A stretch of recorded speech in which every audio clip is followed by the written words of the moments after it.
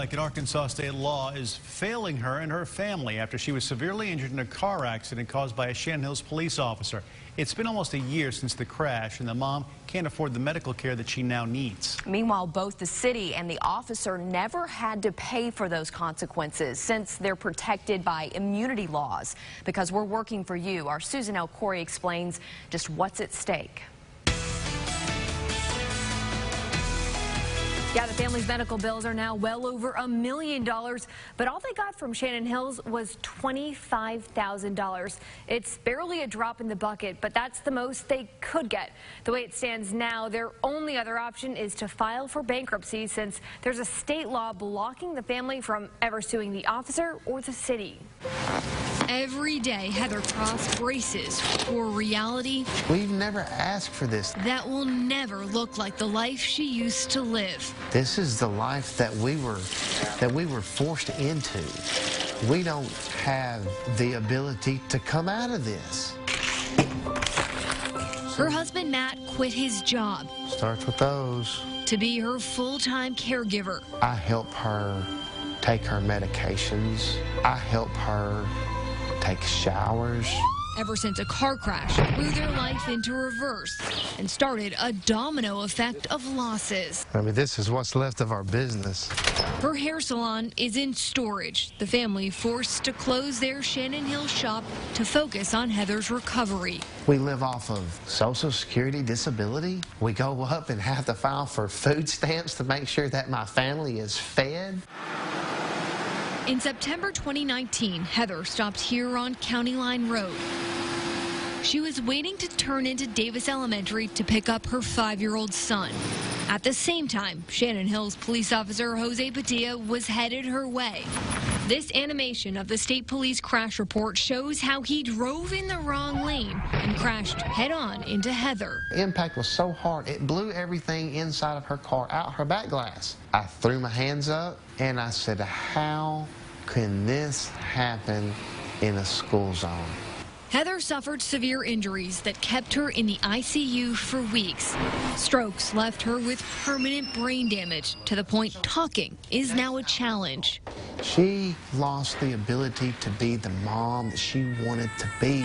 On the crash report, state police noted Officer Padilla is at fault for careless and prohibited driving, but he never got a ticket for that.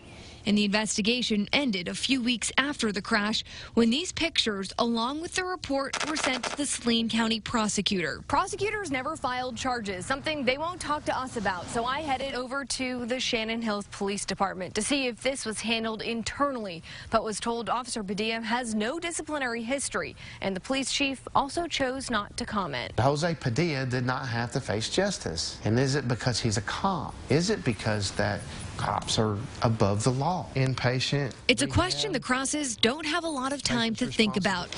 Instead, there's a growing stack of medical bills they don't know how to pay for. Patient's responsibility, $21,600. Her first 2 weeks in the hospital alone cost well over $200,000. Why do we have to pay the millions of dollars in medical bills? It's a cost the city of Shannon Hills and Officer Padilla will never have to pay. This settlement is all the family got, $25,000, paid by the city's limited liability car insurance. All of this is because state immunity laws mean the officer and city can't be taken to court. Have you ever come across this before? Unfortunately, I've seen it many times. As the family's lawyer, Michael Crockett says it all goes back to the state constitution. The state of Arkansas shall never be a defendant in any of the courts. Basically, that law means officers are protected from being sued for what they do while they're working.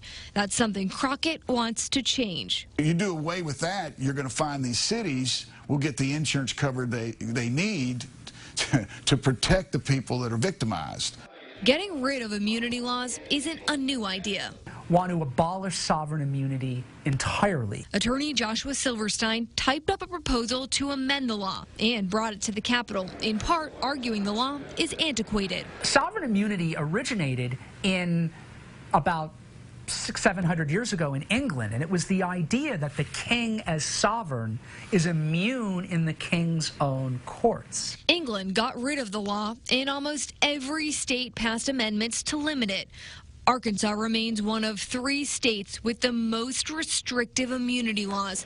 But Silverstein says his critics are concerned about lawsuits. I think it is much more important that we have people suing when they have valid claims and take the frivolous lawsuits, take the bad with the good. While his amendment got some traction, it ultimately failed in last year's legislative session.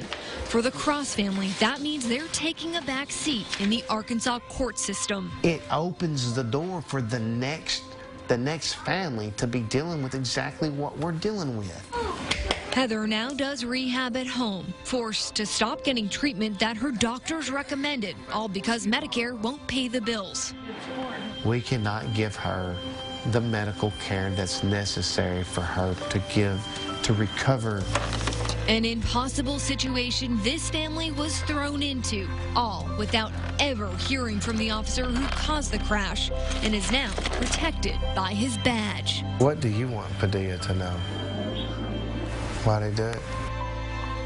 I did reach out to Officer Padilla and his attorney, but haven't heard back. Heather just had another surgery to repair some of her injuries. The Crosses tell me they're getting ready to file for bankruptcy since they just can't afford these medical bills. Back to you.